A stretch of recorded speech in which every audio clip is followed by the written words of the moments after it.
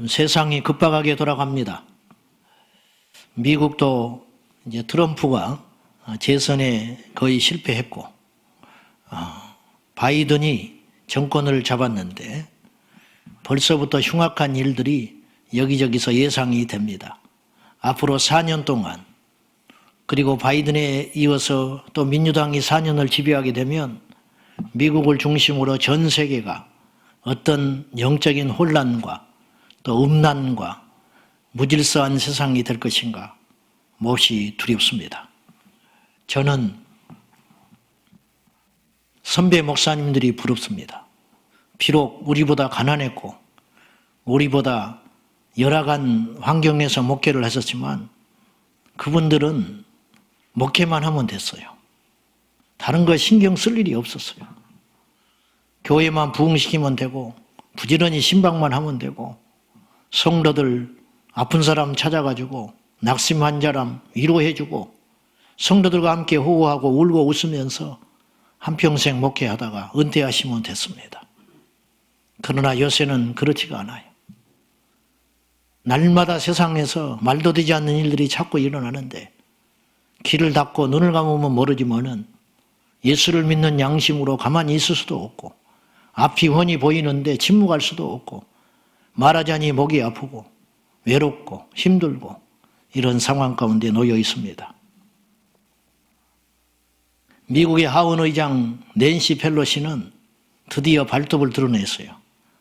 바이든이 대통령이 당선이 확실시되자 어떤 이야기를 하게 됐냐면은 가족관계 용어를 바꾸는 입법을 제안을 했습니다. 무슨 말이냐면 전 세계 공통어로 아빠, 엄마, 아버지, 엄마, 할아버지, 할머니를 부르는 게 삼촌, 조카 부르는 게 정상적인 용어잖아요. 그런데 법으로 그것도 차별이기 때문에 남자를 아빠라고만 부르는 것이 차별이기 때문에 여자를 엄마라고 부르는 것이 차별이기 때문에 이 사람 카톨릭 신자입니다. 80이 넘은 카톨릭 신자인데 가짜지요. 80 넘어서 뭘 해보겠다고 그것을 정신없이 입법을 내놓고 있습니다. 이제 집에 가서 아버지 보고 아빠라고 부를 수가 없어요. 미친 거지요. 제정신이 아니죠. 인류 역사상 이런 때는 없었습니다. 그러면 아빠를 보고 뭐라고 부려야 돼요? 아빠를 엄마라고 불러야 돼요? 그것을 입법으로 만들겠다는 거예요. 이제 앞으로 보십시오. 미국에 어떤 바람들이 불어오는지 잘 보시고 그것이 세계 역사에 어떤 흐름을 가져오는지 잘 보십시오. 강 건너 불이 아닙니다. 내가 누차 말해서요. 미국에서 기침하면 우리는 두루 놓아버려야 한다고. 미국에서 법을 정하면 세계 기준이 돼버립니다. 달러가 세계 공통 돈입니다. 북한도 달러 앞에는 무릎을 꿇어요. 북한도 달러는 좋아합니다. 달러가 전 세계 공동 화폐가 됐습니다. 기준 화폐예요. 영어가 기준입니다. 미국의 정책이 세계 기준이 됩니다. 미국이 그렇게 하면 밉든 줬든 욕을 하든 어쩌든 숨통을 조여오니까 그렇게 따라가게 될 것입니다. 기독교 국가가 더 이상 아니게 됐습니다. 서구 사회는 기독교를 버렸습니다. 여러분, 우리가 힘이 있을 때, 교회와 신앙인들이 힘이 있을 때는 세상을 섬기면 됩니다. 그리고 세상으로부터 핍박을 당하거든 견디면 됩니다. 세상이 공격을 해오면 저항을 하든지 참으면 됩니다. 그런데 정말로 모든 이제 축이 기울어져 버렸을 때 싸움이라는 건 50대 50이나 그래도 2대 8 정도 돼야 게릴라전이라도 해보는 거예요. 완전히 판이 넘어가서 100대 0이 되면 싸울 수 없잖아요. 초대교회가 싸우지 못했잖아요. 그럼 우리는 어떻게 해야 되는지 아세요? 마지막까지 믿음 지키는 겁니다. 죽기를 각오하고 믿음 지키고 그러다가 참으로 두려운 표현이지만 우리의 믿음 때문에 우리가 억압을 받고 우리가 잡혀가고 우리가 죽는다면 당장은 아니겠지만 10년, 20년, 30년이 지났을 때 그런 일이 이슬람권에서 일어나는 것처럼 현실이 된다면 어쩔 수 없지요. 그때는 하나님께 죽음으로써 가야지요. 그것이 세상을 이기는 것입니다. 마귀를 이기는 것입니다. 그러니까 그것까지도 우리는 염두에 두고 하나님을 섬기게 되어야 할 것입니다. 대전 유성구 을에 이상민 의원이 있습니다.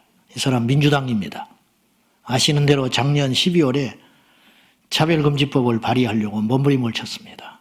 그래서 의원들 약 30명을 규합했습니다.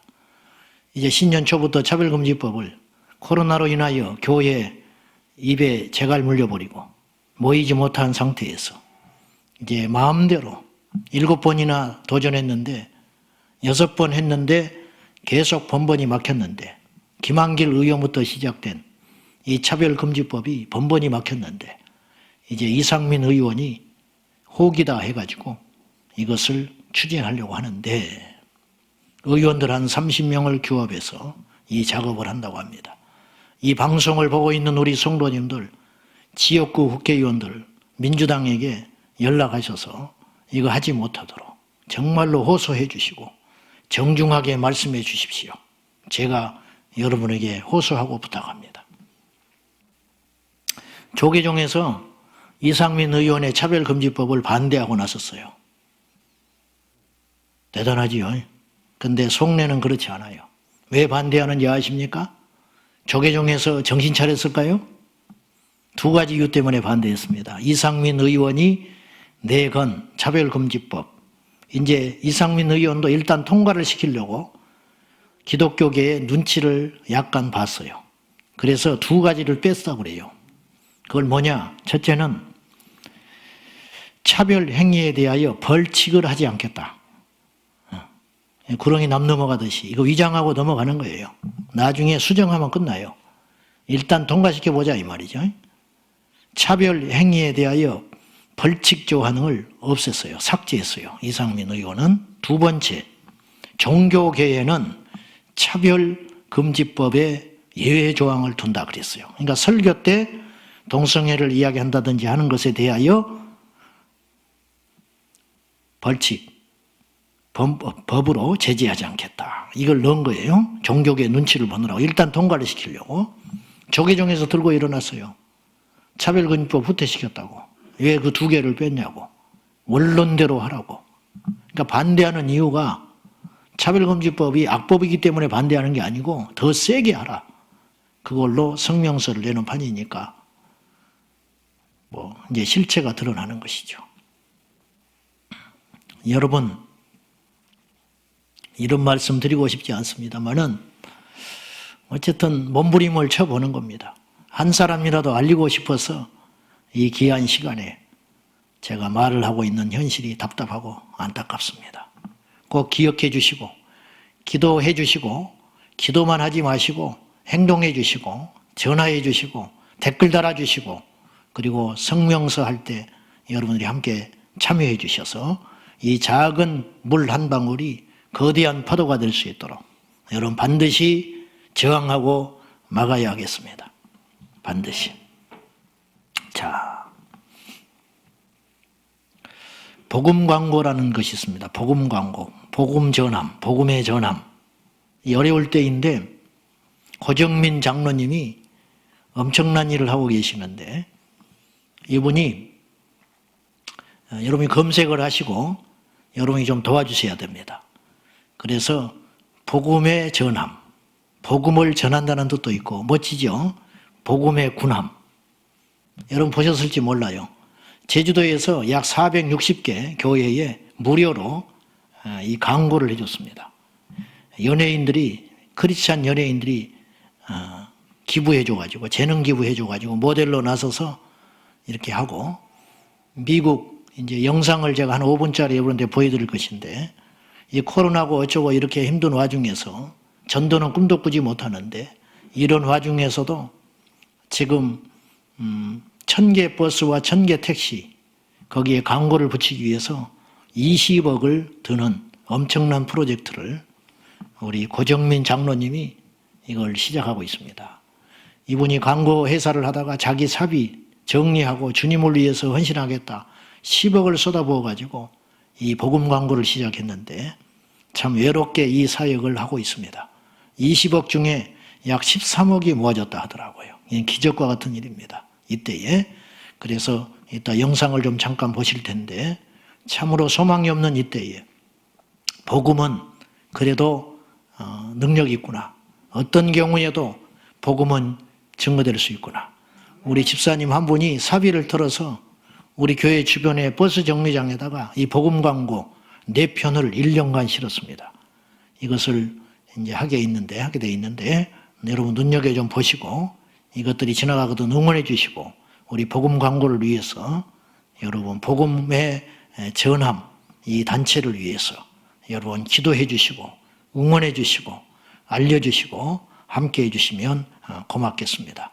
자, 5분짜리 영상을 이 귀한 시간이지만 여러분이 함께 힘을 내라고 오늘날도 이 복음은 이렇게 힘있게 증거되고 있다라고 하는 용기를 주기 위해서 제가 이 영상을 한번 보여드리고 말씀을 전하겠습니다. 한번 보시죠.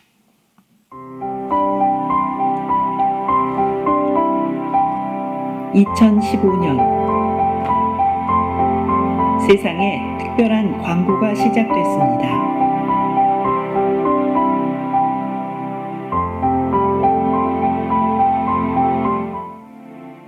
사랑한다면 눈을 감아보세요. 우리는 살면서 사랑한다는 말을 참 많이 듣고 많이 합니다.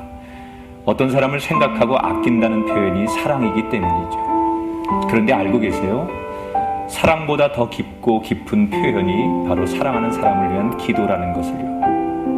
정말 사랑하십니까? 그러면 조용히 눈을 감고 하나님께 기도해 보세요. 사랑한다는 한마디 말보다 더 많은 사랑이 돌아갈 겁니다. 하나님은 사랑이십니다. 제가 복음의 전함 광고를 처음 접했던 것은 작년 말이었었던 것 같습니다.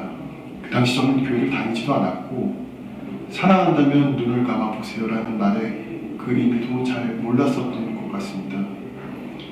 근데 그 말이 계속 머릿속을 맴돌았고 그리고 어느 날 정말로 사랑하는 사람을 위하여 눈을 감고 기도라는 것을 처음 해보았습니다. 그때 전 처음으로 하나님의 사랑, 하나님의 마음을 느낄 수 있었습니다. 전 세계 수많은 사람들이 모이는 도시에 복음 광고를 세우면 어떨까? 복음의 전함의 6대주 광고 선교 캠페인은 그렇게 시작됐습니다.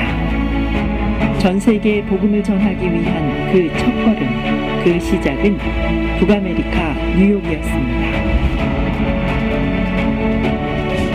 뉴욕 타임스퀘어 거리 전도 현장. 이 복음 광고 현장에서 역사적인 대규모 거리 전도가 이루어지고 있습니다. 2017년 1월 뉴욕과 뉴저지의 한인 성도들이 하나 되어 함께한 거리 전도는 매주 300여 명이 참여한 가운데 8주간 이어졌습니다. 세계의 중심 도시에 복음 광고를 세우고 교단이나 교파, 교회를 넘어 오로지 복음 하나로 연합했던 한인 디아스포라들의 거리 전도 캠페인은 북미, 아시아, 오세아니아, 유럽, 남미, 아프리카로 이어지며 세계 복음화에 불씨를 심었습니다. 중심에서 우리 한인 디아스포라들이 문화적인 컨셉의 거리 전도를 시도한다는, 그래서 우리 한인교회들이 하나 되고 유럽의 재복음화에 우리가 불씨를 넣는 그런 좋은 기회라고 생각합니다. E eu acho isso simplesmente maravilhoso. A gente está cumprindo o ID do Senhor, sem olhar para a cor, sem olhar para a raça, sem olhar para a língua que fala. Eu acho isso maravilhoso. 세계 6대주를 하나 되게 했던 복음의 물결이 대한민국을 물들입니다.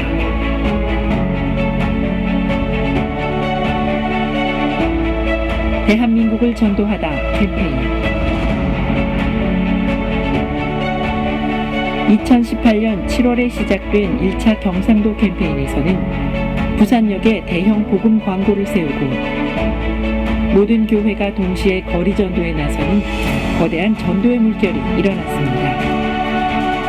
목사들이 해야 되는데 그런 생각이 먼저 들었어요. 이 경상도 지역에 복음의 바람이 불었으면 좋겠고요. 하나님 나라가 이 땅에 이루어지는 놀라운 역사가 일어날 수 있기를 간절히 기대해 봅니다. 우리 교회가 연합해서 이렇게 함께 전도하기는 처음인 것 같아요. 대한민국을 전도하다 2차 캠페인 전라도 2018년 7월 목회자 설명회를 시작으로 연합집회와 각 교회 개별 집회를 통해 광주는 복음으로 하나가 되었습니다. 11월 한 달간 광주 송정역과 아시아 문화전당 그리고 유스케어 터미널에 하나님의 은혜로 복음 광고를 세웠습니다. 2,600여 명이 함께한 거리 전도는 광주 재복음화의 불씨가 되었습니다. 3차 제주도 캠페인은 제주 463개 전교회가 복음 광고판이 됐습니다. 버스 옆구리에 그 복음의 전한 메시지를 달고 달리는 거 볼 때 눈물이 쏟아집니다. 이것은 어떤 제주의 영적인 환경의 변화를 알리는 신호탄이고 원주민의 한 사람을 감격하는 것이죠. 천여 명이 함께 나가서 전도한다는 것은 무모한 일 같으나 하나님의 방법입니다. 오늘 제주 땅을 구원할 줄로 믿습니다. 척박한 제주 땅에 복음을 심기 위해 463개 전 교회가 하나 되고 3천여 명의 성도가 70만 제주도민에게 복음을 전했습니다. 대한민국을 전도하다 캠페인은 대한민국을 넘어 북한 땅이 복음화되는 그날까지 계속될 것입니다.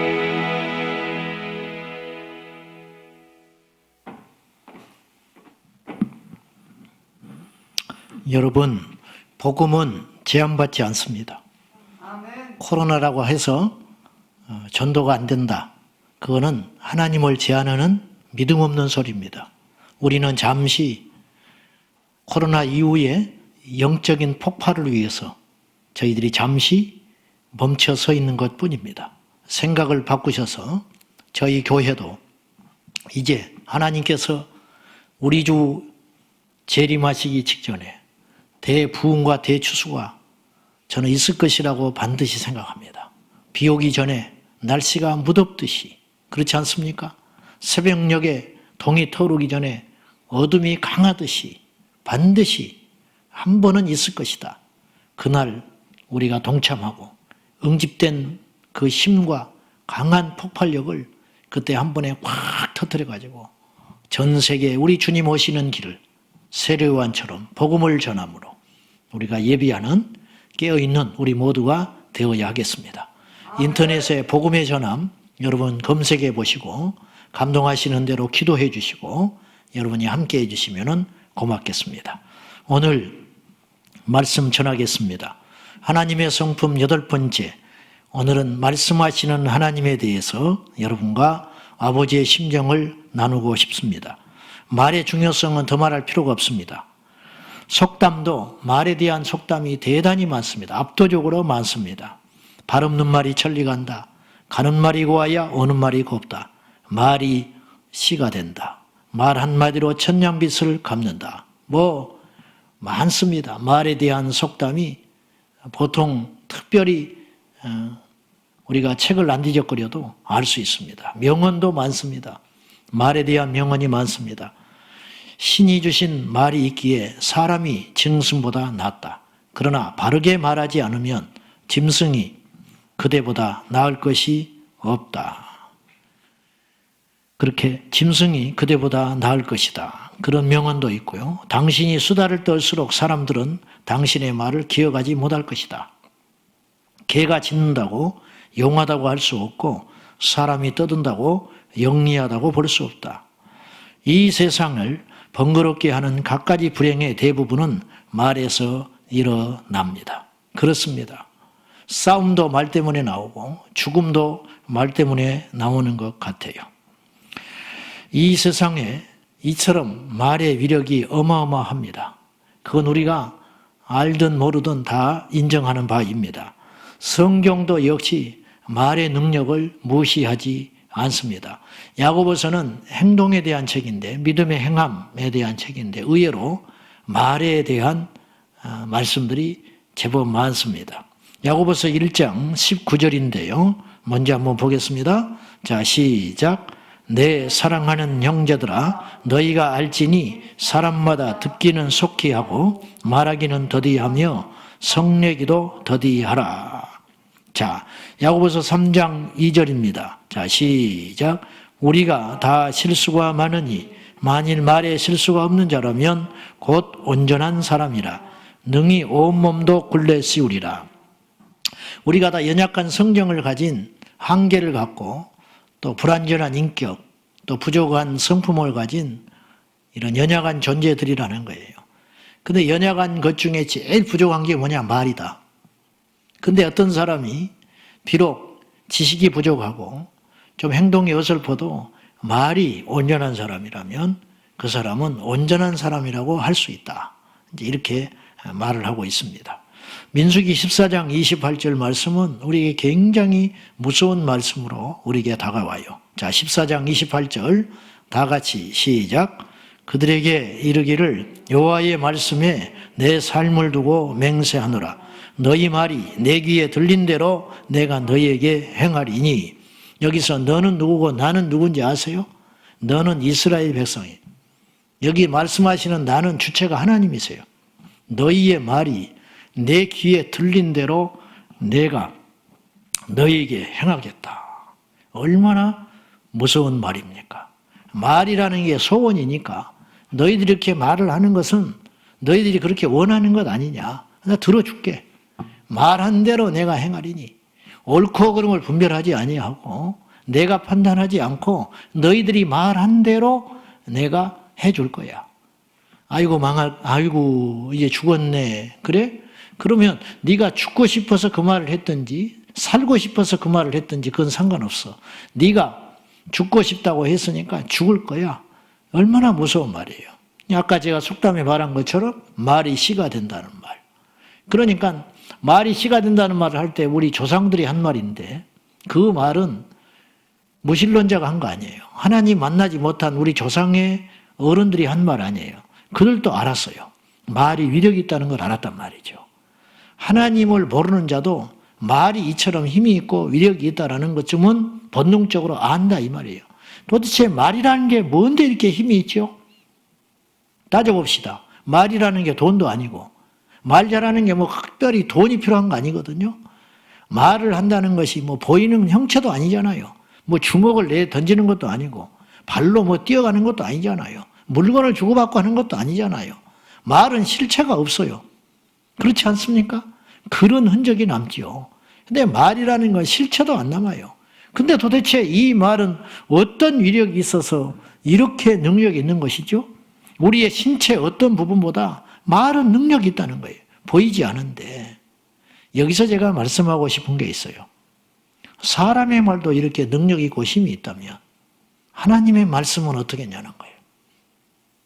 이런 생각 해보셨습니까? 사람의 말 한마디라도 사람을 죽고 사는데 말 한마디로 그 사람을 죽여버릴 수 있잖아요. 거짓말하면 그 사람 죽이는 거예요. 그 사람의 인격을 완전히 죽여버리는 겁니다. 육체를 죽이는 게 아니고 영원히 죽여버릴 수 있어요. 이 세상에 없는 사람도 죽여버릴 수 있습니다. 이미 죽은 사람도 또다시 죽일 수 있습니다. 저 하늘을 나는 저 사람도 말 한마디로 그 사람을 죽여버릴 수 있습니다. 누군가 나에게 험담을 하면 나는 죽어버리는 거예요. 내 인격은 죽는 겁니다. 내 지나온 모든 목회의 삶은 죽는 것입니다. 그런 것처럼 말이라는 것은 어떤 사람을 죽이고 살리는 어마어마한 파워가 있는 것이다. 아이들 한 인생이 부모의 말 한마디로 죽어버릴 수 있습니다.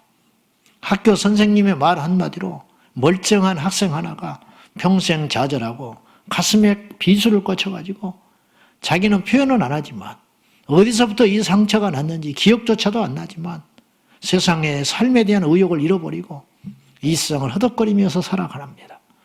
부부 사이에 만나가지고 서로 사랑하고 시작했지만은 그 말 한마디, 모진 말 한마디, 그 한마디가 가슴에 비수처럼 꽂혀가지고 근데 자존심이 있어서 그리고 너무 오래되었기 때문에 말은 못하지만 그 말 한마디가 팍 꽂혀 있어서 30년, 40년을 가슴에서 이 칼을 꺼내서 치료하지도 못한 채 이렇게 살아가는 부부는 또 얼마나 많습니까? 알고 보니까 말 한마디예요. 옷도 사줘도 필요가 없습니다. 집을 사줘도 필요도 없습니다. 음식을 차려도 필요가 없습니다.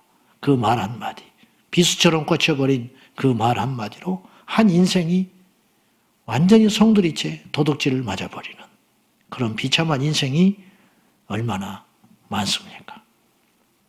저도 말로 인한 상처가 있을 것이고 저도 누군가에게 말로 대못을 박아버린 적도 많이 있겠죠. 말은 그렇게 힘이 있다. 말의 가치. 첫째, 말은 죽고 사는 능력이 있어요. 칼로만 사람을 죽이는 게 아니에요. 말로서 사람을 죽이는 경우가 훨씬 많습니다. 안 그럴 것 같습니까? 칼로 사람을 죽이면 표가 나요. 그렇잖아요.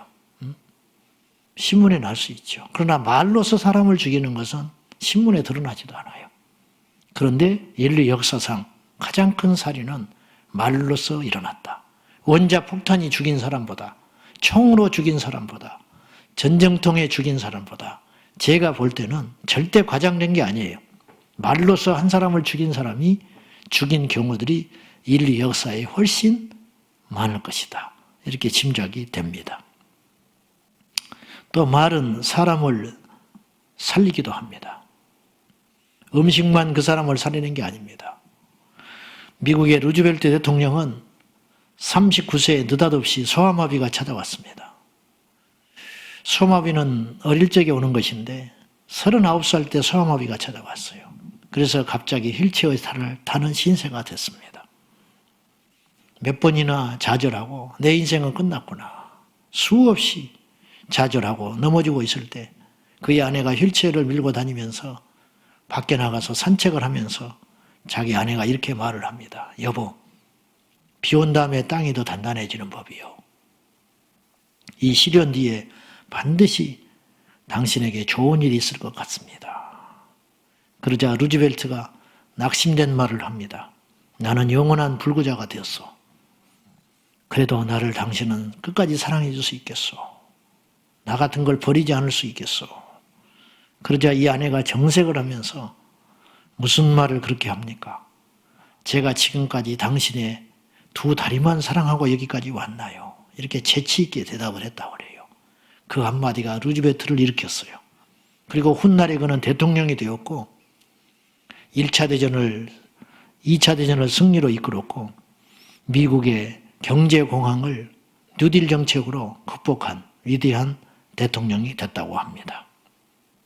말은 칼보다 창보다 무섭고 보약이나 산삼보다 더 약이 되는 것 같습니다. 두 번째, 말은 사라지지 않아요. 말은 사라지지 않아요. 어떤 사람은 역사 속에서 사라집니다.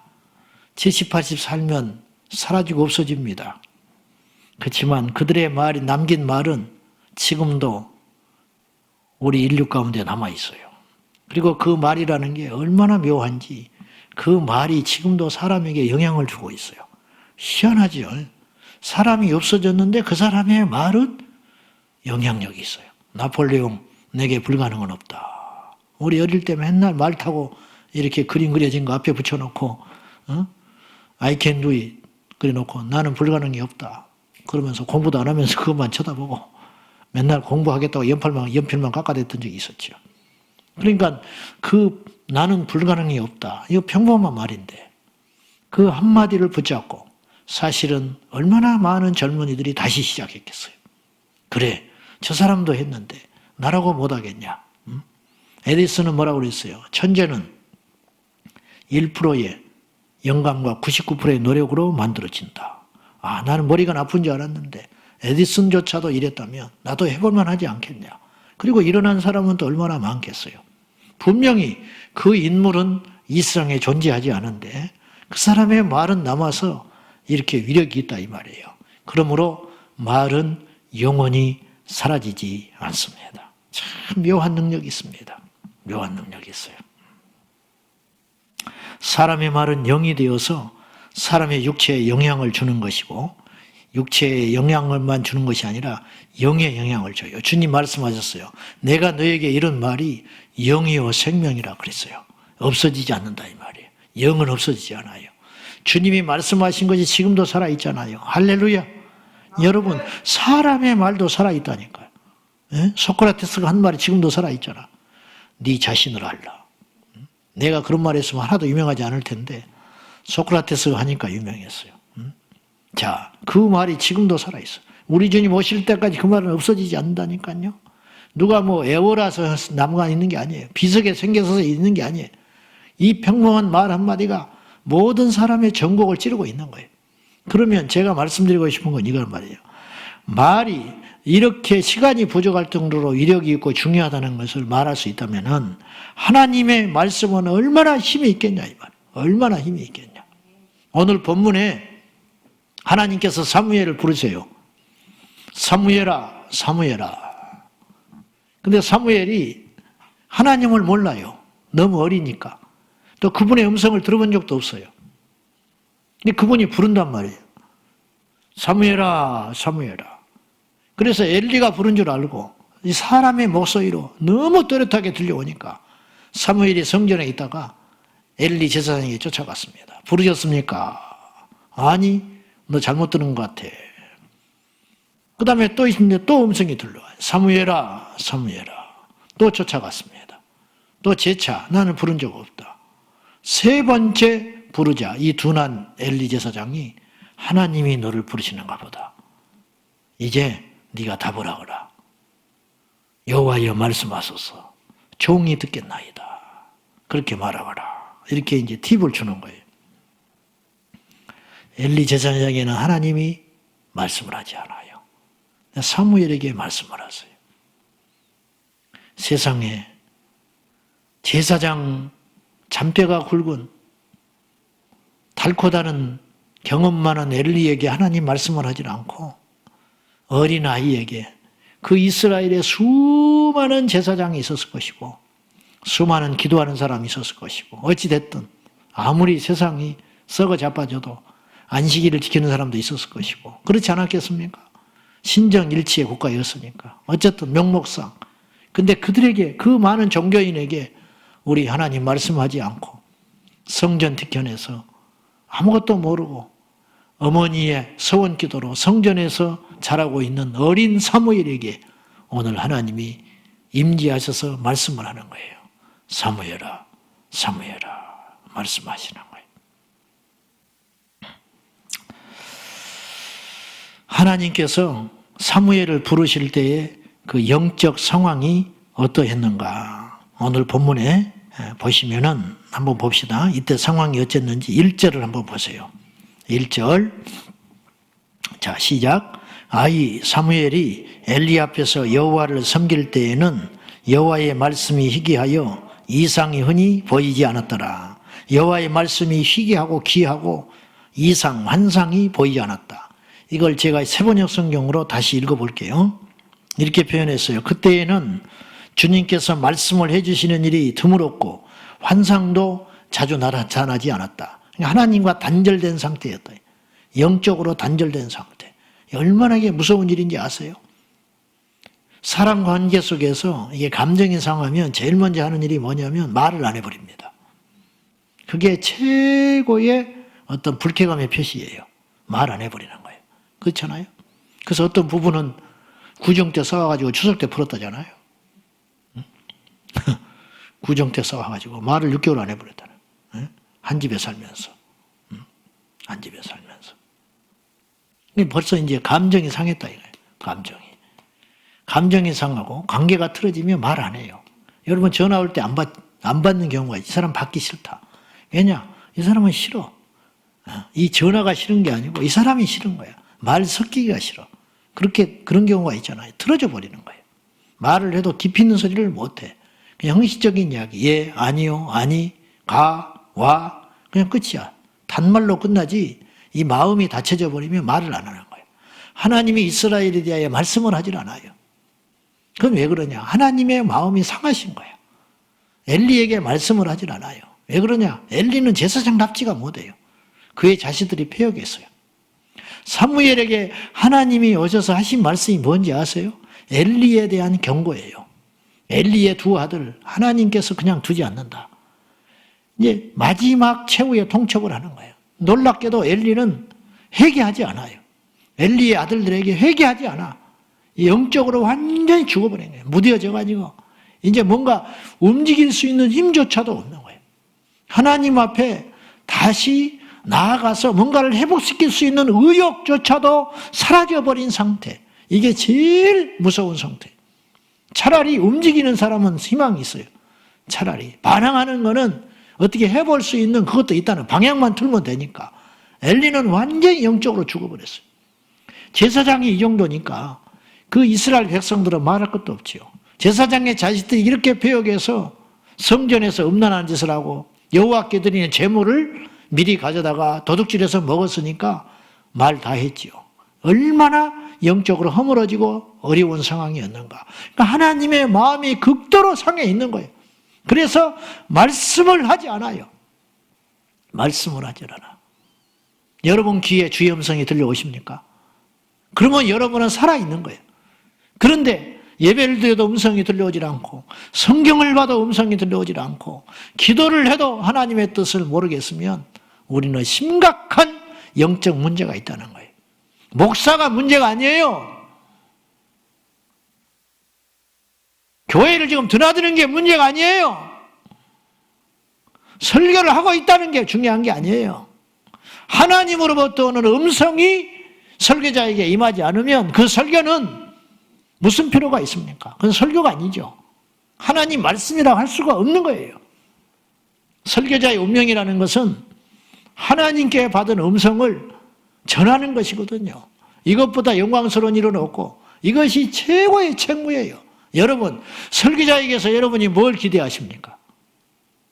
설교자 인격 좋지요. 인격이라는 건 디자인이에요. 디자인. 차가 디자인이 좋으면 뭐예요? 처음에는 혹하지요. 못 달려. 맨날 고장나. 더 미워요. 겉만 화려하니까. 인격은 어디까지나 우리가 해야 할 일을 하고 난 다음에 말하는 거예요. 의사가 사람이 좋아. 근데 그 의사 만나면 다 죽어버려. 그 병원 가겠어요? 무서워서?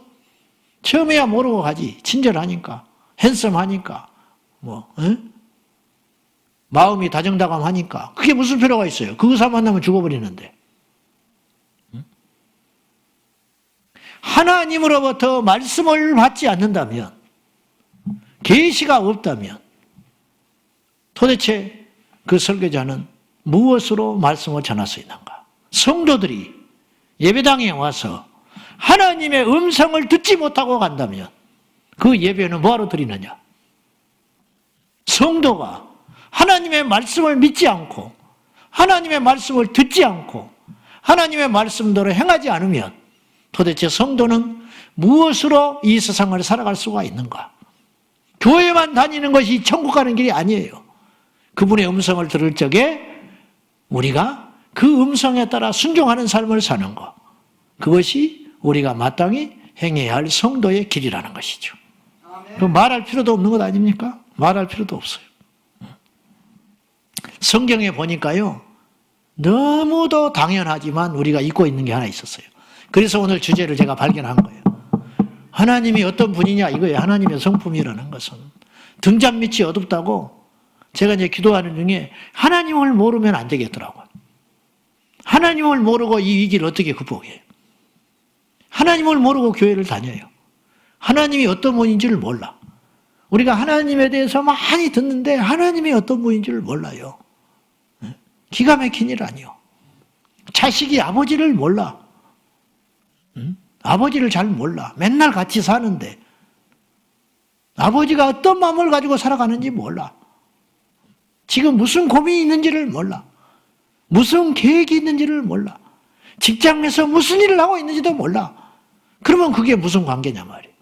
우리가 입으로 주여 주여를 부르고 교회를 다니고 하나님 하나님 찾는데 하나님이 어떤 분인지를 모르는 거예요.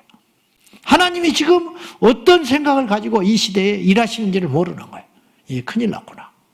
그래서 제가 다시, 그런데 제가 묵상을 하고 성경을 보고 기도를 하다가 팍 깨달아지는 게 있었어요. 하나님은 말씀하시는구나. 성경을 보니까 하나님은 온통 말씀을 하셔요. 계속 말씀을 하고 계시는 거예요.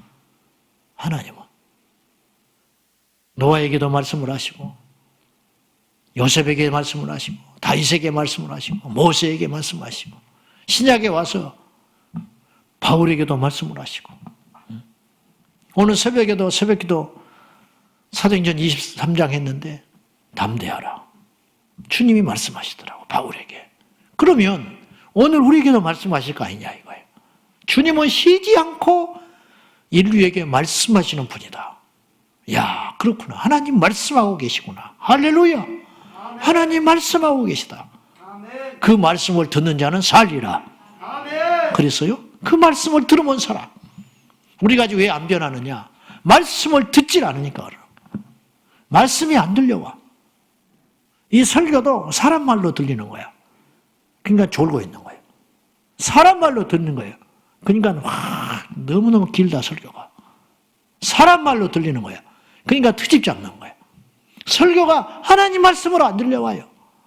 성경을 읽는데 몇 장 읽었는가 그것이 중요하지.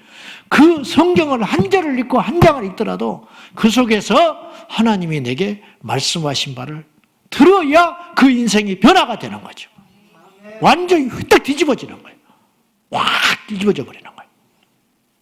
어거스틴은 술에 취해 있다가 로마서 말씀을 확 들었어요. 자다가 깰 때가 왔다. 술 취하여 방탕하여 있지 말라. 아이들이 노랫말을 부르고 다니죠. 동요로.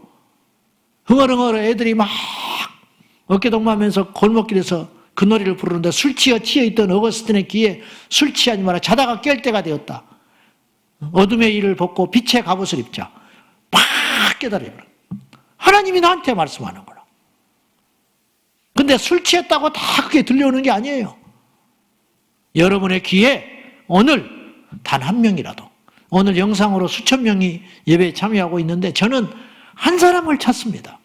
제가 자주 고백했지만은 한 2년 전에 어느 지역에 집회를 갔는데 주님이 내게 마음속에 말씀을 하시는 것 같아. 종아, 예. 너 오늘 말씀 전하지? 예. 한 1000여 명 모인다. 예. 그 1000여 명 모여서 네가 설교를 하면 한 100명 정도가 감동을 받을 거야. 뭐 그럴 수 있겠죠. 제가 그랬어요. 100명 중에 10명은 울 수도 있다. 뭐 그렇겠습니다. 뭐 감동적인 예화를 하고 자기가 평소에 생각하는 걸 이야기하면 이렇게 딱 매칭이 되면 우는 사람도 있어요. 근데 한 명이 바뀌어. 너는 이 1000명 중에 한 명을 찾으러 가는 거야. 낙심하지 마. 1000명을 다 바꿀 수가 없어. 한 명을 찾는 거야. 내가 그때부터 힘을 얻었어요. 그렇구나. 몇 명이 중요한 게 아니야. 나는 한 명 살리는 거야. 아까 그 고장로님이 복음 광고 시작했잖아요. 1000개 시내버스와 1000개 택시에 광고를 붙였다고 그랬어요. 제주도 463개 붙였잖아요. 아까 분당 우리 교회 성도 한 분이 그 복음 광고 그걸 보고 한 명 구원 받았잖아요. 그래서 간증 안 합니까? 자기가 불신자였다고. 그러면 2000개 대중 버스와 택시에다가 복음 광고를 붙여가지고 20억을 투자한다는 것은 이건 쉬운 일이 아니에요. 이건 계약해야지, 돈이 있어야지, 또 따가운 눈총도 있지요. 저 허가 쉽게 안 내줘요. 돈이 문제가 아니고. 근데 저는 이렇게 생각하는 거예요.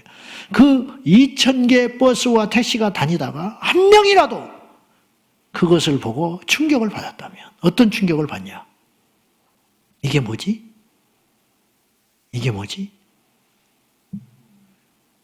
제가 22명 우리 친구들이 기도하면서 나한테 전도를 해줄 적에 어디에 내가 넘어졌냐면은 어디서 내가 주님을 봤냐면 어디서 내가 교회를 나가야겠다고 결심을 했냐면 그들의 말이 논리적이기 때문에 제가 간 게 아니에요.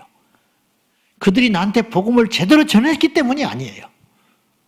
그들에게서 제가 뭘 봤냐면 저들은 누가 시킨 것이 아니다. 시켜서 온 게 아니에요. 그건 알겠더라고. 나를 막 데려오라고 협박당해서 저들이 온 게 아니야. 저들이 자발적으로 온 거야. 거기서 내가 뭔가 빛을 봤어요. 나 같은 게 뭐라고? 나 같은 거 하나 교회 나간다고 저들에게 무슨 유익이 있을까? 그러면 그 진정성이 느껴진 거예요. 진짜일지도 몰라. 누가 시킨 것이 표가 났다면 나는 더 반감이 생겼을 거예요. 그렇잖아요? 꼼수가 안 보이는 거예요. 거기서 내가 넘어졌어요. 그들이 한 말은 전혀 기억이 안 나요. 지금도 기억이 안 나. 무슨 말을 했겠어요? 중학교 3학년짜리 올라가는 애들이. 무슨 훈련을 받았겠어요? 시골에. 말도 안 통하고 나한테 처음에 망신당하고 쫓겨나고 막 그랬죠. 복음 광고. 버스에 붙여진 그걸 보고 불신자가 벌쩍해. 어느 교회 이름도 없어. 예수 믿으라는 소리도 없어. 그건 뭐냐? 순전한 복음을 전하고 싶은 거예요. 세상을 향하여 외치는 거예요. 외치는 거. 특정한 교회에서 이걸 붙인 게 아니야. 어떤 이득을 위해서 붙인 게 아니야. 세상 사람들아, 하나님을 믿어라. 하나님은 살아계시다. 그래서 20억을 들여서 이 무모한 짓을 해가지고 한 명이 그 메시지를 보고 주의 음성을 들을 수만 있다면 20억 아니라 2천억도 투자할 수 있는 것이다. 한 마리의 이런 양을 얻기 위하여 99마리를 주님께서 위험에 노출하셨던 그 주님의 마음으로. 이것이 2000년 기독교 역사의 핵심이었어요. 이것. 여러분 왜 안 달라지는지 아세요? 말씀하시는 주의 음성을 못 듣기 때문에. 하나님이 말씀하신다면 어떻게 안 변하겠어? 하나님의 말씀이 내 영혼에 들어온다면 어떻게 가만히 있을 수 있겠어요? 어떻게 여전히 세상 그전에처럼 살아갈 수가 있겠어요? 안 바뀔 수가 없는 것이죠. 우리 영혼에 이 말씀하시는 하나님, 이 말씀이 우리 안에 임할 수 있기를 축복합니다. 하나님은 성경을 다시 보시라고 말씀을 하세요. 계속 말씀을 하세요. 하나님의 말씀은 헤아릴 수 없을 정도로 많아. 이게 66권이 하나님께서 압축하신 말씀이에요. 이 말씀을 통하여 우리에게 계속 지금 이 시간도 말씀하고 있습니다. 할렐루야. 심지어는 나귀를 통해서도 말씀을 하셔. 발람의 사건을 통해서. 그렇지 않습니까? 발람을 통해서 말씀을 하셔. 환상을 통해서 말씀을 하셔. 직접 말씀하셔. 직접 말씀하기도 하고 사람을 통해서 말씀을 하기도 하고 온갖 매체를 통하여 우리 주님이 말씀을 한다니까요. 한 사람이 하루 중에 보통 출퇴근 이렇게 다니면서 일상생활에서 약 200개의 광고문을 접한다. 200개. 그 메시지예요. 음식, 옷, 화장품, 뭐 기업, 뭐 신제품, 뭐 이런 거. 200개 정도가 평균 광고를 본다는 거예요. 노출한다는 거예요. 그러니까 기업들이 어마어마하게 광고에다가 쏟아붓는 거예요. 어마어마한 양들을, 액수들을 쏟아붓는 거예요. 이 세상의 모든 건 메시지가 있어요. 메시지. 사실은. 하나님도 우리에게 메시지를 던지는 거예요. 십자가를 통해서, 교회를 통해서, 사람을 통해서, 설교 매체를 통해서 우리에게 메시지를 던지고 있는, 말씀을 하고 있다는 거예요. 그 주님은 영원히 우리에게 말씀하고 계십니다. 재림하셔도 말씀을 하세요. 천국에 가서도 말씀을 하세요. 그렇지 않겠습니까? 이제 천국에 가면 우리는 마귀의 소리는 더 이상 안 듣게 되는 거죠. 아, 빨리 그런 날이 왔으면 좋겠어. 세상의 소리 더 이상 안 듣게 되겠죠. 그러나 주님은 우리를 사랑하셔서 계속적으로 영원히 말씀하고 계시다는 거예요. 여러분이 오늘 예배하고 있음이 축복입니다. 오늘 영상이든 뭐든지 간에 여러분이 주의 말씀을 여러분의 귀에 듣고 있다는 것 자체가 축복이에요. 그것이 하나님이 여러분을 살리겠다고 하는 강한 의지라는 거예요. 의지. 사무엘을 부르셨어요. 뭐냐? 이스라엘을 포기하지 않는다는 거예요. 그 사무엘은 계속 말씀을 하세요. 하나님이 말씀하시는 통로. 모세에게 계속 말씀을 하세요. 이게 하나님의 통치 방법이에요. 그리고 모세가 죽고 나니까 누구한테 말씀하시냐? 여호수아에게 말씀을 하죠. 여호수아서 1장에 대번에 모세가 죽고 난 다음에 가나안 땅에 들어가기 직전에 하나님 여호수아에게 말씀하시잖아요. 무슨 말 하십니까? 강하고 담대하라. 내가 너와 함께 할 거야.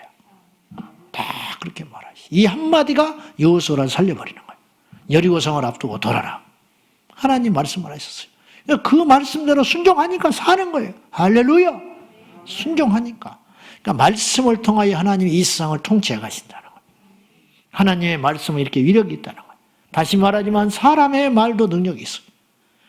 그런데 하나님의 말씀을 불완전한 죄인된 말과 비교할 수 있겠냐 이 말이에요. 이 말씀을 듣는 자는 살리라.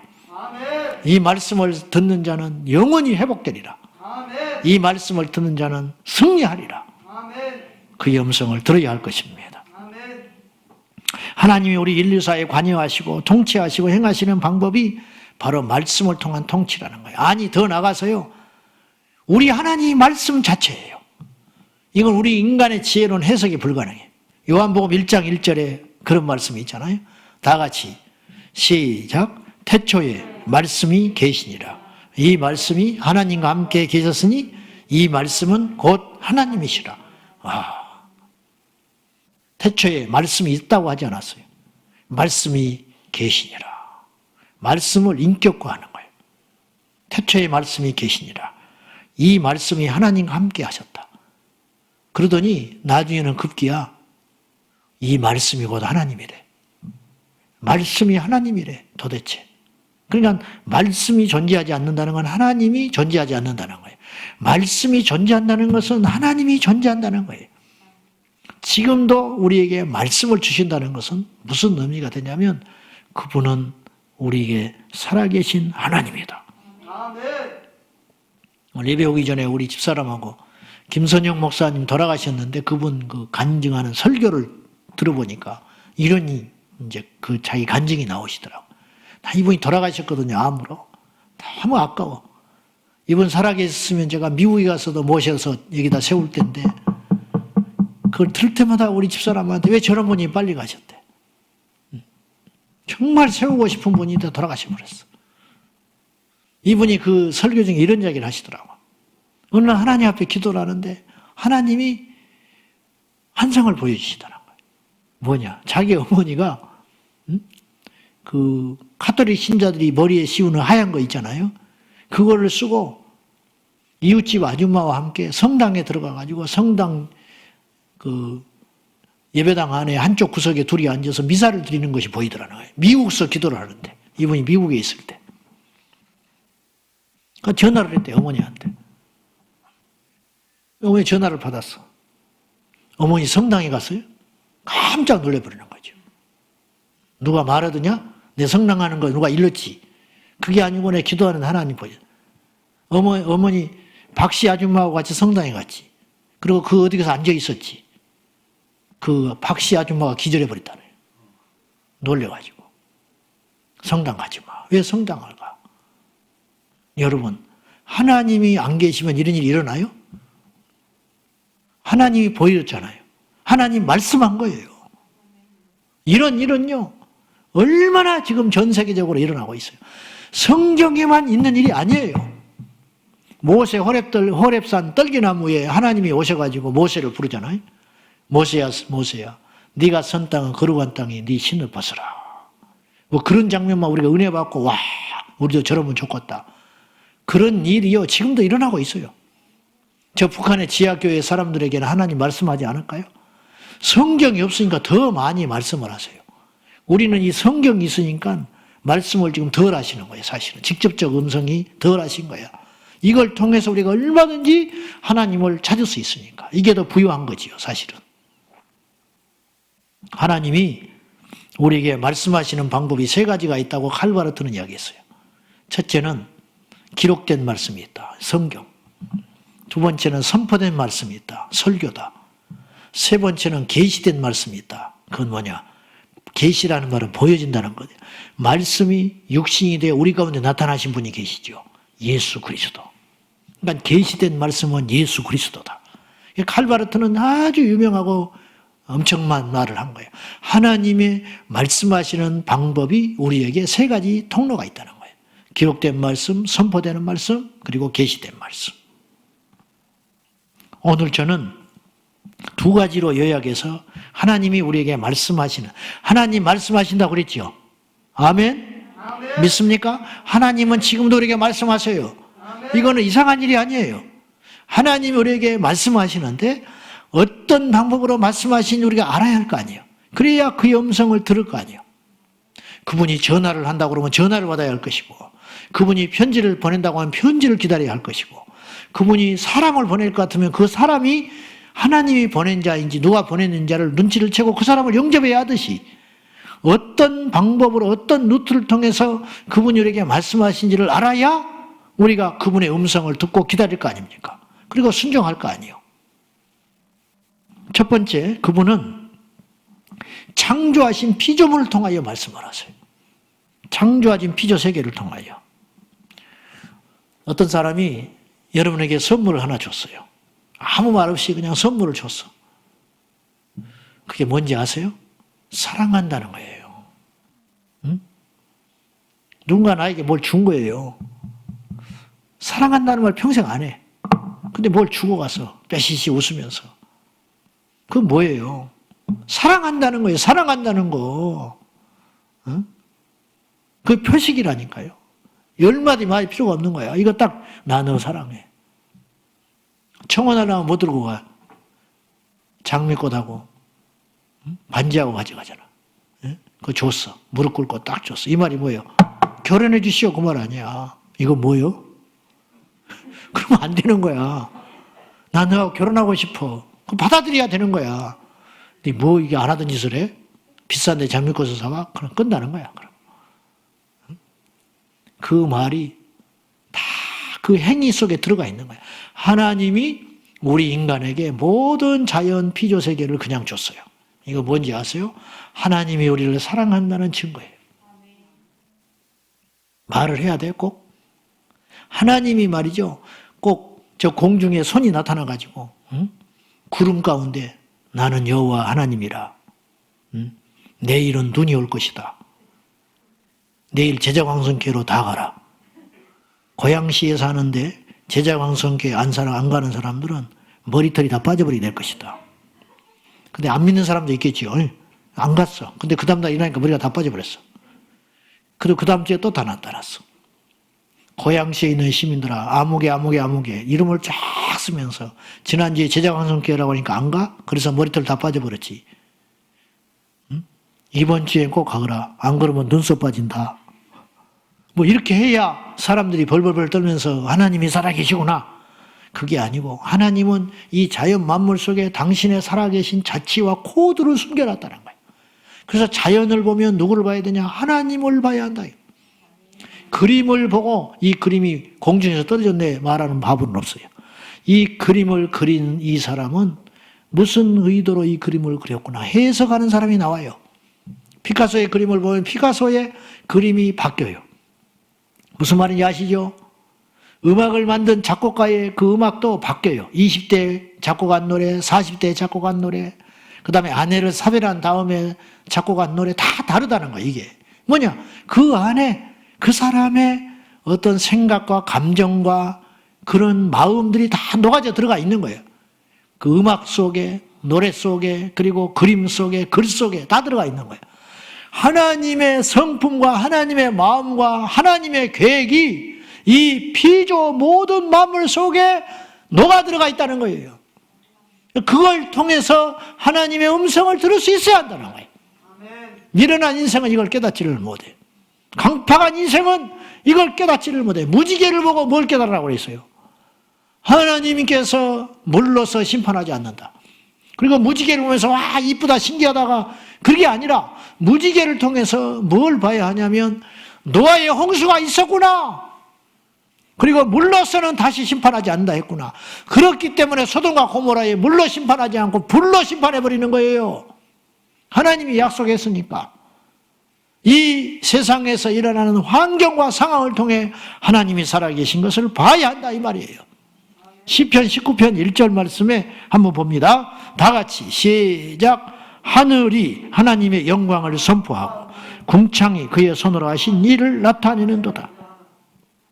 이 우주 만물 자연이 인간들이 깨닫지 못하니까 하나님을 증거하고 있다는 거예요. 시편 기자, 시편 19편의 기자 다윗은 이렇게 노래하는 거예요. 엄청난 걸 깨달았어요.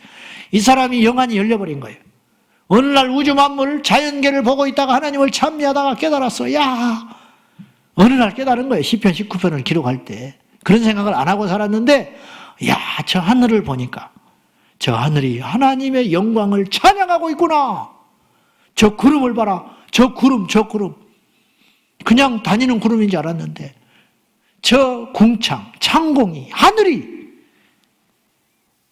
하나님이 하신 일을 나타내는구나. 무슨 말이냐?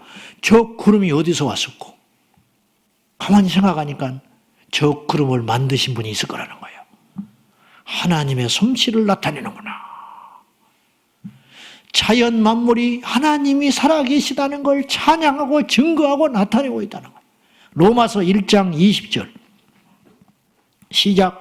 창세로부터 그의 보이지 아니하는 것들 곧 그의 영원하신 능력과 신성이 그가 만드신 만물에 분명히 보여 알려졌나니 그러므로 그들이 핑계하지 못할지니라. 핑계대지 마. 나 하나님 몰라서 못 믿었다고 핑계대지 마. 이 자연 모든 피조세계에 당신이 살아계시다는 걸 다 숨겨놨어. 사람들이 감탄해요. 와, 단풍 보고 감탄합니다. 감탄만 하지 말고 이 단풍을 누가 만들었는지를 생각을 해라는 거예요. 그 핑계 대지 마라.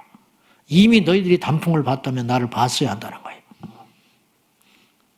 나이아가라 폭포를 봤으면 하나님을 보라는 거예요. 제가 북한산에 갔더니요, 나 등산 별로 할 시간도 없고 여유도 없는데 수년 전에 교회 등산팀하고 정말 가기 싫은데 끌려가다시피 해서 갔더니 난 북한산에 가서 신기한 걸 봤어. 돌이 딱 사이에 있는데요, 동그란 돌이 가운데 꽉 박혀 있어. 나는 거기서 뭘 봤냐? 노아의 홍수를 봤어. 노아의 홍수. 이 돌이요, 세 개가 달라. 하나가 쪼개져서 갈라진 게 아니야. 내 눈에는. 이 두 개는 하나에 있는지도 몰라. 근데 가운데 있는 돌은 달라. 내 눈에는 다르게 보였어. 왜냐하면 이게 하나였으면 금이 가고 이렇게 얽히설키 붙어 있을 텐데 그게 아니야. 가운데 돌이 야구공처럼 글러브에 박혀 있듯이 젓가락 두 개의 돌이 확 박혀 있는 것처럼 딱 가서 박혀 있어. 이거는 바람에 깨진 게 아니에요. 바람에 휘날리고 비바람에 오랫동안 풍화작용해서 깨졌다면 그렇게 만들 수가 없어요. 전체적으로 모양이 허물어지고 깨져가서 다듬어졌지, 가운데 구멍이 나고 가운데 구멍 난 그 사이에 동그란 돌이 가서 확 박힐 리가 없어. 나는 노아 홍수를 봤어. 사람들은 나보고 무식하다 해도 좋아. 나는 거기서 주님을 봤어. 돌이 엄청난 홍수에 휩쓸려 다니다가 그 돌이 굴러 오다가 거기에 꽉 박혀가지고 지금까지 왔다. 나는 그렇게 생각해. 수천 년 전에 돌이 가서 박혀버린 거예요. 하나님이 살아계시더라니까. 들에 핀 이름 없는 들꽃은 우리를 위해서 존재하는 게 아니에요. 주님을 위해서 존재하는 거야. 단풍은 사람 향락격을 위해서 존재하고 있는 게 아니에요. 하나님을 찬양하고 있는 거예요. 아름다운 색감으로 저 파도는 끊임없이 소리를 내며 그분을 찬양하고 있는 거예요. 이것을 볼 수 있어야 한다 이거예요. 두 번째, 하나님은 우리에게 기록된 성경을 통하여 지금도 말씀하고 계세요. 아멘. 성경은 가장 완벽하고도 변함없는 그분의 성품과 계획과 의도를 알 수 있는 책 중의 책이에요. 우리가 천국과 지옥이 있다는 거 어디서 알았어요? 응? 어디서 알았어? 누가 말해줍니까? 어떤 목사님이? 그럼 그 목사님은 어떻게 그걸 알았을까? 이걸 통해서 한 거야. 우리 주님이 하나님의 아들이라는 걸 어떻게 알았어요? 이걸 통해서 한 거야. 그분이 베들레헴에서 태어났다, 마리아의 몸에서, 천의 몸에서 태어났다는 걸 어떻게 알게 됐어 우리가? 이걸 통해서 알게 된 거야. 하나님이 이걸 통해서 말씀하신 거야. 이 성경을 통하여. 우리 주님이 다시 오신다는 거 알죠? 그걸 재림이라고 그러잖아. 누가 이야기했어요?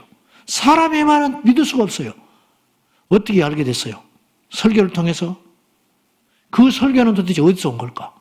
그 사람이 기도해서 얻은 걸까? 아니에요. 그렇게 하면 믿으면 안 돼요. 사람의 말은 절대 믿으면 안 돼. 부모의 말도 믿을 수 없는 게 많아. 착각할 수 있고 한계가 있으니까. 속을 수 있으니까. 근데 성경은 못 속이는 거예요. 마귀가 성경을 못 속여요. 아시겠습니까? 성경에 있는 진리는 절대로 못 속여. 이단이 되어서 성경을 해석을 달리할 수 있지만 이 성경에 쓰여진 이 사실 자체는 속일 수가 없다니까요. 예수님이 부활하셨다는 걸 막으려고 얼마나 그 당시 종교 기득권자들이 계략을 폈습니까? 근데 오늘 우리가 다 알고 있잖아요. 그분이 부활하셨다는 거. 시체로 훔쳐갔다고 거짓말을 퍼뜨렸잖아요. 근데 막을 수 없어요. 성경의 진리를 막을 자가 없어요. 주님이 다시 오실 때 어떤 일이 일어난다. 공중의 나팔소리, 저 공중에서 재림한다. 스가랴서 14장 4절에 보면 갈멜산에 주님이 재림하신다고 그랬어요. 근데 사도행전 1장에 보면요. 갈멜산에서 주님이 승천해요. 딱딱 맞아 떨어져 버리는 거예요. 그 사도행전에 뭐라고 기록되어 있는지 아세요? 천사 둘이 나타나가지고 제자들 120명 있는 데서 올라갔거든요. 승천에 올라갈 때. 올라갈 적에 너희들이 본대로 오리라. 여기서 너희는 모든 인류를 말하는 거예요. 너희들이 봤지. 그분이 공중에서 올라갔지. 테이프를 거꾸로 돌려보라는 거예요. 테이프를 거꾸로 올라갔잖아요. 내려온다는 거예요. 영화 화면을 뒤로 돌리면 그분이 감람산에서 슉 올라간 것처럼 그분이 감람산에 올 거라는 거예요. 근데 오실 때 감람산이 갈라져요. 스가랴 14장에 보면. 갈라지고 그 위에 주님이 오신다니까요. 근데 감람산에서 올라간 걸 어떻게 아느냐? 사도행전 1장에 보면 제자들이 예수님이 마지막으로 남긴 말이 뭐냐면 예루살렘을 떠나지 말고 아버지께서 약속하신 것을 기다리라고 그랬어요. 예루살렘을 안 떠나요. 그래서 근데 성경에 보면 사도행전에 보면 감람산에서 예루살렘으로 돌아왔다고 써 있어요. 감람산에서 주님을 배웅하고 승천하신 주님을 보내고 예루살렘으로 돌아와가지고 마가의 다락방에서 성령 받을 때까지 기다리고 있었던 거예요. 탁탁탁 맞아떨어지는 거예요. 그러니까 이 사실을 어떻게 아냐는 거야. 성경을 통해서 알게 됐다는 거예요. 성경만큼 정확한 책은 없어요. 성경만큼 확실한 책은 없어요. 성경은 진리예요. 성경은 인류에 주신 최고의 선물이에요. 우리에게 주신 최고의 선물은 예수 그리스도거든요. 근데 그 예수 그리스도가 선물인 것을 최고로 주신 인류에게, 우리 죄인들에게 주신 유일한 구원자라는 것을 어디서 알게 됐느냐? 말씀을 통해서 알았다. 바울이 디모데에게 네가 어릴 적부터 성경을 알았나니. 야, 어릴 때부터 너는 성경을 알았어. 복 중에 복이야. 아들남 세마스쿨 다니는 애들은 복 중에 복이야. 어릴 때부터 성경으로 그냥 완전히 튀겨져 버리는 거야. 성경으로 푹 삶아져가지고. 구약 성경, 신약 성경, 예수님. 눈만 뜨면 성경, 핸드폰 다 압수당하고 아들남 세마스쿨에 와가지고 아침으로 그냥 계속 성막에 대해서 공부하고 십계명에 대해서 공부하고 성경에 그냥 쩔어가지고 세상에 나가야 돼. 얼마나 큰 복이냐 이 말이야. 가치관이 완전히 말씀에 기초에 서도록 그렇게 가야 된다. 시베리아의 불꽃에 보면 아놀드 로제, 제가 그 이야기 자주 했어요. 이 로제 형제가 시베리아 유배를 갔어요. 부모님과 함께. 예수 민다는 이유로. 폴란드에서 유배 갔어요.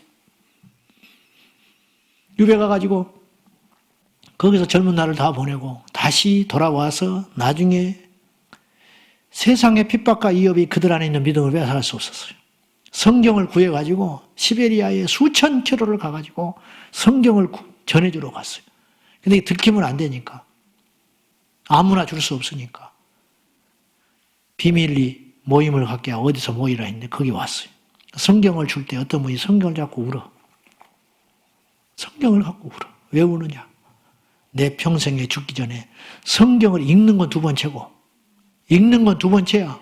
뭐 이 말씀에서 사는 건 일단 2번째고 성경이라는 것 자체를 내 손에 쥐어보기를 위하여 30년 기도한 사람이 있더라.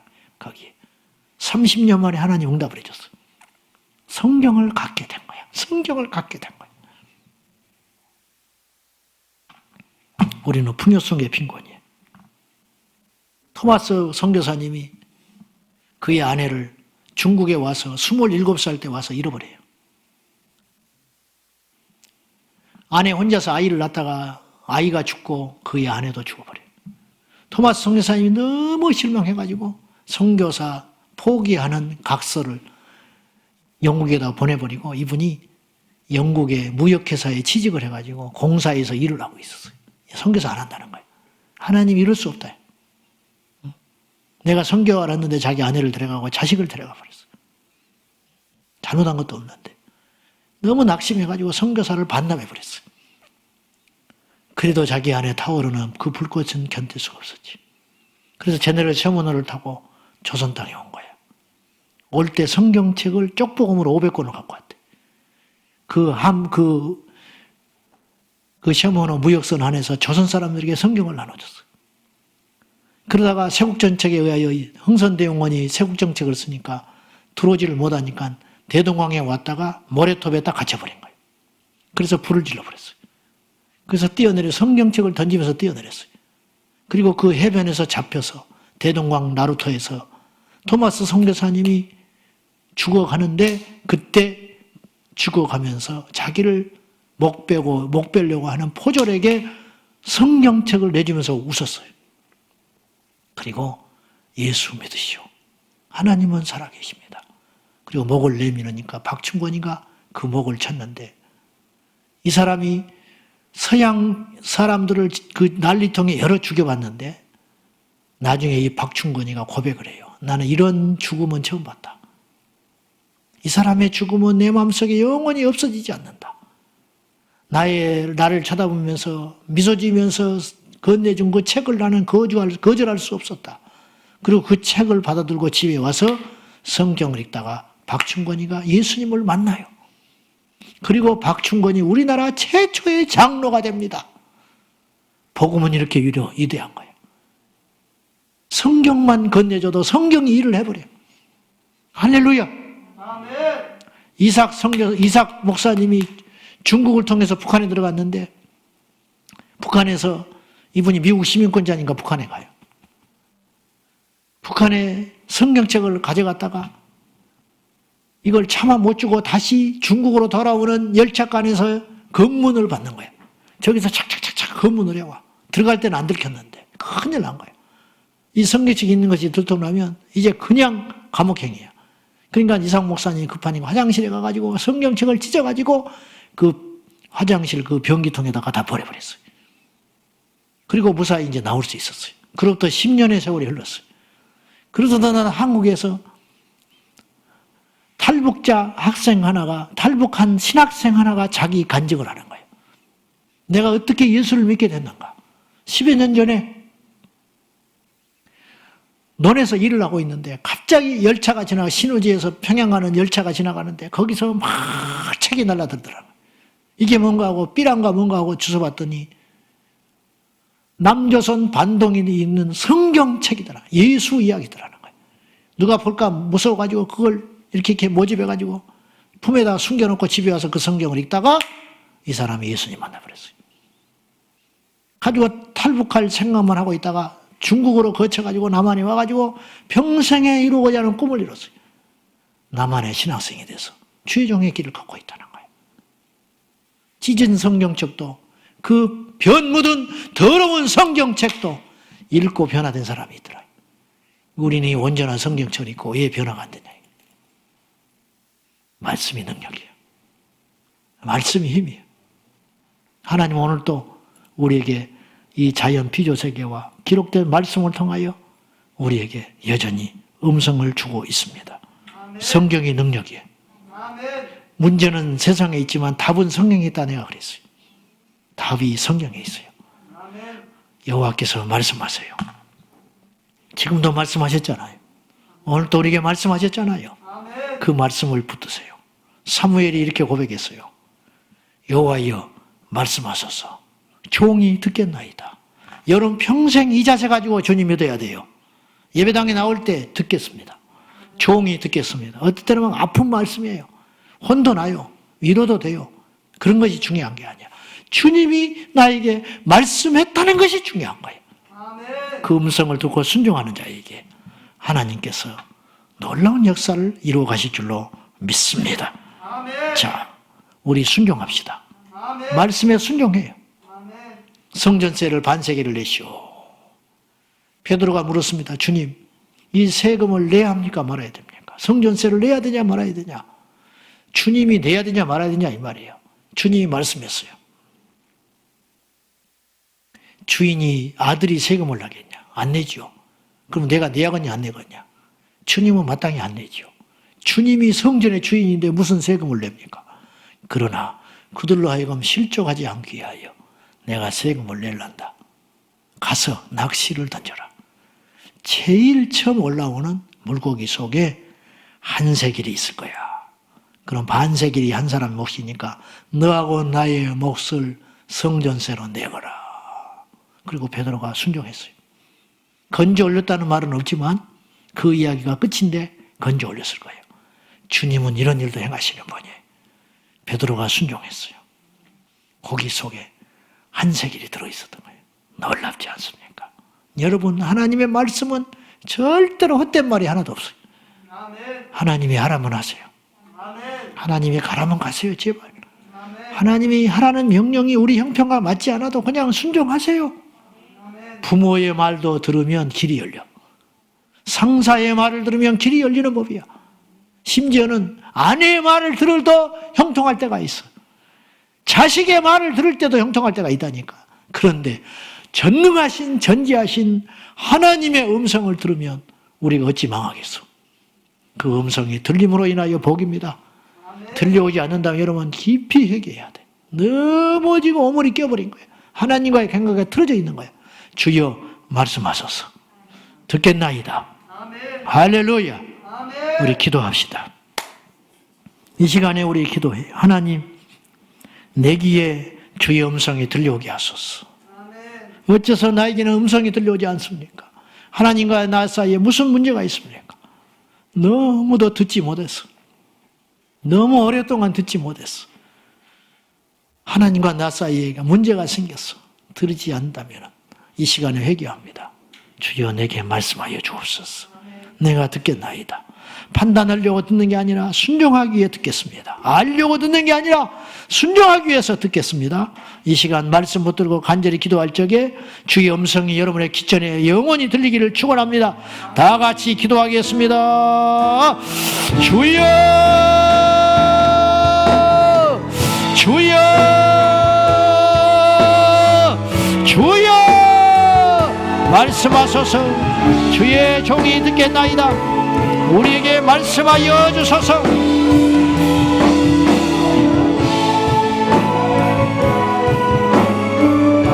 하나님 아버지, 무지한 저희 영혼의 귀에 말씀하여 주시고 함께하여 주시고 응답하여 주소서.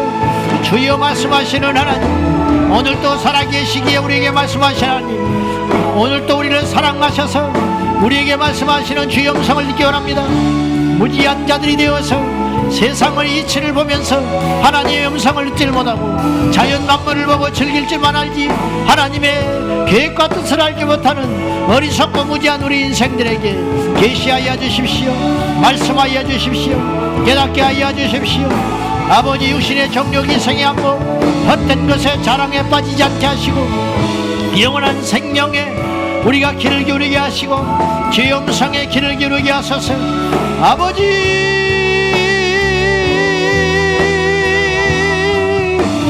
아버지, 회개합니다. 주여 말씀하소서. 주여 말씀하소서. 주여 말씀하소서. 종이 듣겠나이다. 여호와여 말씀하소서. 저희들이 듣겠나이다. 여호와여 말씀하소서. 저희들이 듣겠나이다. 하나님의 말씀에 순종하겠습니다.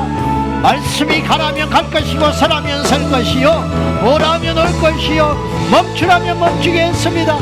순종의 능력, 순종의 은혜, 순종의 축복, 주여 말씀하여 주시옵소서. 종이 듣겠나이다.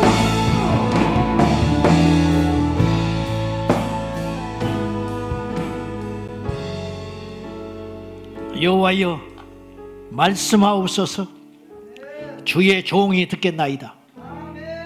하나님, 얼마나 진노하셨으면 말씀을 하지 않으십니까? 하나님의 침묵은 얼마나 무서운 심판입니까? 불쌍히 여겨 주십시오. 부족한 저에게 말씀하여 주십시오. 우리 성도들에게 말씀하여 주십시오. 이 나라 지도자들에게 말씀하여 주십시오. 이 땅의 교회들에게 주님 말씀하여 주십시오. 그 말씀이 우리가 살겠나이다. 그 말씀을 우리가 순종하면 살겠나이다. 잠자는 영혼들에게 말씀하여 주십시오. 방황하는 저 영혼들에게 말씀하여 주십시오. 당자에게 말씀하여 주십시오. 집으로 돌아가라 말씀하여 주시옵소서. 하나님 아버지, 영원토록 우리를 버리지 마시고 우리를 외면하지 마시고 우리의 영혼의 귀에 끊임없이 말씀하여 주소서. 때로는 바람같이, 때로는 태풍같이, 때로는 잔잔한 보이지 않는 공기처럼, 때로는 피조 세계를 통하여서, 때로는 기록된 말씀으로, 때로는 선포된 말씀으로, 때로는 우리 심령의 영혼의 기전에 말씀하소서. 듣겠습니다. 순종하겠습니다. 그리할 줄 믿습니다. 예수님의 이름으로 기도하옵나이다. 아멘, 아멘. 주님, 우리의 삶을 통하여서 주님의 말씀이 성취되게 역사하여 주시옵소서. 주님, 이스라엘 역사상 가장 암흑기의 그 사사시대에 마지막에 여호와의 등불이 아직 꺼지지 아니하였으니 그때 사무엘을 부르신 줄 믿습니다. 주님, 이 칠흑 같은 코로나 전국 가운데, 이 어두운 이 대한민국 가운데 주님, 여호와의 등불이 아직 꺼지지 않았음을 우리가 믿습니다. 사무엘 한 사람을 통하여서 이스라엘을 다시 일으키신 능력의 말씀의 여호와 하나님께서 이 시간 찾으시는 그 한 사람을 통하여서 주님 말씀하여 주시옵소서. 주님 말씀이 임한 그 한 사람을 통하여서 우리의 가정과 교회와 나라와 민족과 세계 열방을 주님 치유하여 주시고 회복하여 주실 줄 믿습니다. 우리 주님께 주여 삼창 부르고 뜨겁게 기도하겠습니다. 주여,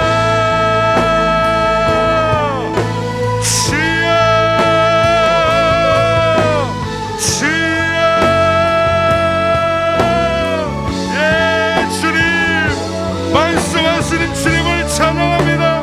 말씀으로 온 땅을, 온 하늘을 지으신 주님을 찬양합니다. 말씀으로 우리를 소생케 하시는 주시여, 성령 하나님, 이 시간 우리에게 기도의 영으로 부어주시옵소서. 우리의 말씀의 영으로 우리의 심령에 파고들게 하여 주시옵소서. 꿰뚫게 하여 주시옵소서. 주여, 우리의 가정 가운데, 우리의 자녀 가운데 주여 말씀이 임하게 도와주시옵소서. 주여, 무너져가는 한국교회 가운데 말씀의 빛이 있는 한국 땅 가운데 주여 말씀이 다시 임하사 주여